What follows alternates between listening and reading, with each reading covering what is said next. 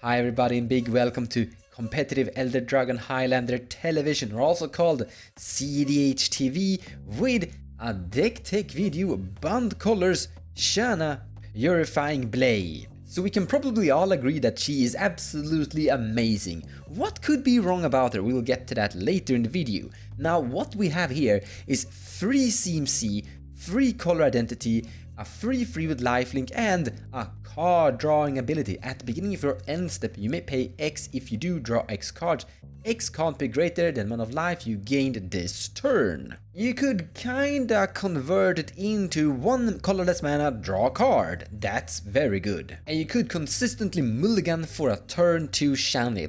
You simply begin with your turn 1 dork, for example Noble Hierarch, and turn 2 land drop, 3 mana, boom, commander in play, and when you go to turn 3 and you attack with this thing, with the Exalted, it will be a 4/4. Well, that is if you have the Noble Hierarch, but still, turn 2 with this is gonna be pretty consistent. With access to green, we can have a lot of ramp inside this deck, tons of mana dorks and other excelling mana generating cards. Like Gaia's Cradle is absolutely bonkers with this commander. And then you have your huge card draw engine from the command zone, so you can have a really consistent deck. Huge production of mana, huge capabilities of card draw. You will solve all problems more or less. Or will you? You see, there's like a tiny bit of a problem here. How is this deck actually going to win? The casual answer to this is big green stompy creatures. The problem with that is that it takes forever to win. Now this Elder Gargaroth is like a really pushed card. 5 CMC for a 6/6 with tons of abilities, card draw, life gain, and create tokens. In the end, not that great for CD. Well, you can play it, but yeah. You see, in cEDH you want to combo and win. You want to do something like this. 2 blue mana for Fastest Oracle, 1 black mana for Consult, or 1 more generic mana for Tainted Pact, and boom, you win the match. 4 to 3 mana, 2 cards, and easy. We can't do this because we don't have access to black. Sadly, we need to win with Bant colors, green, white, and blue. And Bant doesn't have the best combos in the world right now. Now, of course, Bant have a few, but when you compare them to the other colors and other commanders out there, the Grixis colors and such, they have better and more. There is one combo I would like to talk about, and that's Natural Order into Greater Hoof Behemoth. This is an overrun that is going to be like casually and stompy in most people's eyes, but the thing is, if you have a critical mass of a lot of creatures, then you're gonna be able to overrun all of your opponents with just 4 mana and sacrifice a creature with your Natural Order, a 1-card wincon here. This is actually not that hard to achieve, and it's actually quite consistent. It will take some time because you need to draw into enough mana dorks and hatebears with your commander and other card draw effects, and then simply tutor out the Creator of Behemoth or the Natural Order here. Fierce Empath might feel a little bit too slow and too expensive. You first pay 3 and then you pay the 8. It's 11 mana to win on the spot, but this is a green deck with Gaia's Cradle in it, so we could actually get there with it. But you can have a ton of various tutors to also just get there. But once again, with the card draw capability from your commander, and you will eventually get there. Wincon and combo is the only thing you're like lacking here with this commander. You have a card draw from the command zone, easy to get into play, free color identities, you can play a lot of interaction in form of hatebears, or just throw in every single blue counterspell you could think of to just control the game. Bant really has all the things you want in cEDH. Fast mana in terms of mana dorks, blue counterspells, white hatebears. It's just a wincon that we're lacking, and that's what we're gonna focus on in this video. We've already mentioned Greater of Behemoth and Natural Order. Let's look at more options. Now, if you're going down the Stax route, currently Rest in Peace is actually quite good. Now, there's actually a combo with Rest in Peace that have some problems, as Helm of Obedience is a very tricky card. You can pay X and tap it and start to mill an opponent equal to X, or until you hit a creature. That creature will come into play under your control. And once you get your creature in play with Helm of Obedience, you have to sacrifice the artifact. However, the wording is a little bit specific. It's naming specifically graveyard, so it will only stop until you've hit the X number of cards into the graveyard, and X is how much you pay into it. So with a Rest in Peace in play, or with any form of card that is preventing cards from ever hitting the graveyard, you will go through the entire deck. You can, namely, just pay 1 colorless mana, then tap this and attempt, the important word here is attempt, to put the top card of that target player's library into the grave. Rest in Peace will prevent you from doing this. Helm of Obedience will check if you have successfully put a card from the top of that library into the graveyard, which you haven't successfully done, which means you will repeat the process and you will attempt over and over with every single card to put that card into the graveyard. You will fail each time, and you will henceforth just exile the entire library. The good part with this combo is that Rest in Peace is currently amazing in the current metagame. Helm of Obedience is not a dead card, because you could sit there and like activate on players and eventually get some potential value from it if your game is strange. So it's something that could do something in one game or two, but it's usually just a dead card. And you're only killing 1 player per turn cycle unless you have an untap effect for the artifact, so I'm not that sold on it, honestly. It's something you can play, but I wouldn't highly recommend it. Another really cool combo is Hermit Druid and Nexus of Fate. I think you can see the trick. It is a little bit expensive, yes. You go to your turn, and Hermit Druid is no longer suffering from summoning sickness, and you're about to draw a card. Then you activate Hermit Druid, pay 1 green mana, tap it, and put your entire library into your graveyard. Nexus of Fate will trigger, or sorry, it won't trigger.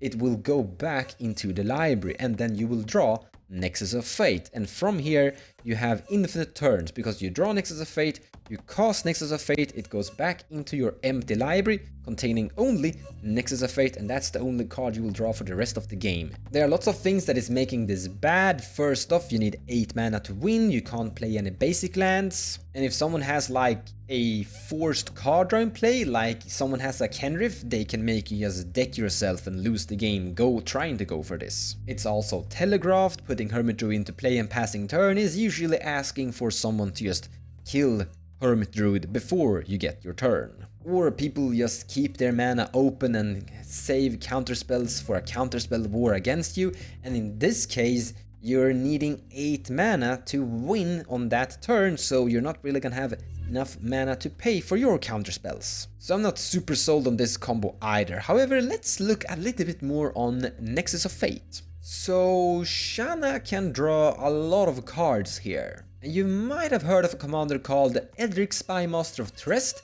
That is a very popular turns commander. We can play the exact same kind of game style with Shana. Shana turns. Whenever you have a commander that have a high card draw potential and access to the colored entity of blue, you can always go for that strategy. All you need to do is just fill your deck with a bunch of extra turn spells, and you have a functional combo. If your card draw is good enough, you will be able to just continuously draw into a new extra turn every single turn. You can brick and fizzle, because what you need to do is draw into an extra turn every single turn until your deck is empty, or well, when the only card remaining in your deck is basically Nexus of Fate, and from here you will have infinite turns. But you can usually win somewhere down the line trying to get there. What's good with this strategy is that you don't need that many tutors or any tutors at all. Well, you can have a few to tutor out extra turn spells. In the end, all you really need is just a ton of mana and a ton of card draw, and you will get there. And suddenly your deck can be super consistent, because you can fill your deck with let's say 10 extra turn spells. 9 might be enough. Sometimes you can go down to 8, just if you have enough tutors for them. You can throw in a bunch of tutors. For example, Merchant Scroll can find Nexus of Fate, and Mystical Tutor can create a miracle with Temporal Mastery. So once you've been able to establish a great board state with mana and card draw, cast one of your many extra turn spells and just keep on going. And honestly, if you're Fizzle, you might be able to establish an enormous board state that your opponents just can't win from. But there is a problem you need to be aware of. There is this card called Deflecting Swat that can change target, and that could really backfire. Not all extra turn spells can be stolen. Temporal Trespass is safe from the deflecting swat, but tread carefully when you're playing and going back in time. However, I still think turns might be a really good strategy for Shana. However, we still have one really strong and solid combo to look at, and that's Heliod Sun Crowned with Walking Ballista. It's very clean and simple. You need Walking Ballista to have 2+1/+1 counters on it. You give it lifelink with your Heliod, and you remove a +1/+1 counter to deal 1 damage to one of your opponents, and you get a new +1/+1 counter on it, and from here you can make infinite damage. The great part about this combo is that Heliod synergizes greatly with Shana, and Walking Ballista is also a pretty decent card on its own. It's something you can sit and use to kill the mana dorks here and there, or other creatures that you want to get rid of to interact with your opponent potentially. And it's actually quite easy to tutor for these two cards. We are on the color identity of green, that means we can tutor for creatures. Both of these two cards are creatures, but also one of them is an artifact and the other one is an enchantment, and that opens up more possible tutors for them. Because in the end, this is a 2-card combo that is actually demanding a lot of mana. You need to pay 4 minimum into Walking Ballista, 3 to cast Heliod, we're up to 7, and then 2 more to activate Heliod. That's 9 mana total to win on the spot. That's honestly quite a lot. But it shouldn't be that big of a deal. We're on color identity green once again, so we usually have the mana, and you can cast them one by one as well. The big advantage I see with the turn strategy over this is that with turns, you're way more consistent. You don't need to tutor for anything specifically, you just need to draw into one of your extra turn spells and you're good to go. The advantage I see with this is that it's a little bit more clean and simple. You don't need the enormous build-up, you don't need to have an industry, you don't need to have a huge card draw and mana production to be able to win. You do need some, like once again, you do need 9 mana to win here. That is also very close to the same amount of mana you...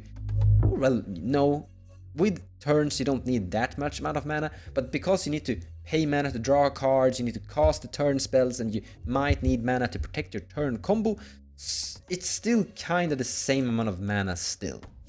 Maybe a little bit less for the turn strategy in the end, but still you get the picture. There is another advantage with the turn strategy over the Heliod and Walking Ballista, and that is the rebuild capability. If your extra turn spell is being interacted with in an informative way, then you're fine. You just need to draw into another one and you're good to go again. If Heliod is killed, counterspelled, or this combo is interacted with in an informative way, if one of the cards ends up in the graveyard, then it gets tricky. Now, as always, we have deck lists for everything we're uploading on this YouTube channel, and here is a deck built by my friend Jordan. And if you want to see this deck in gameplay action, Jordan up there in the corner actually played it inside one of our gameplay videos. Link in the description below of the video as well if you want to take a look at that match. In his deck list, Jordan is also including another combo, as you can see, Isochron Scepter and Dramatic Reversal with Thrasius the Triton Hero to draw out the entire deck and win with Thassa's Oracle. And now I'm gonna criticize my friend and say that Thassa's Oracle should be replaced. If he's able to draw out his entire deck in any form of way with infinite mana, he don't need Thassa's. There's already a Walking Ballista and a Heliod inside this deck, so there's a wincon already in here if he has infinite card draw and infinite mana. However, I will also leave a link to the turns version that I've built. I've included 10 extra turn spells. You can play less than that, of course. A very low amount of artifacts. You could play a little bit less than that. We have Boseiju, who shelters all. Inside this deck, that's a great card when you want to go for turn strategies, as you can make your instant and sorceries uncounterable. In this deck we also have Oran Frostfang, a great card draw option for green, Kinnan to increase our mana production, and a new white angel, Sarah Paragon. I'm really excited about that card actually, I think it's a great white card. Very clean and simple, both decks in the description below of the video. And that is actually the end of this little deck tech. I hope you liked the video and you found it inspiring. We've looked at a lot of different things and a lot of different potentials for this commander. So thank you so much for watching, and I'll see you next time, guys. Take care.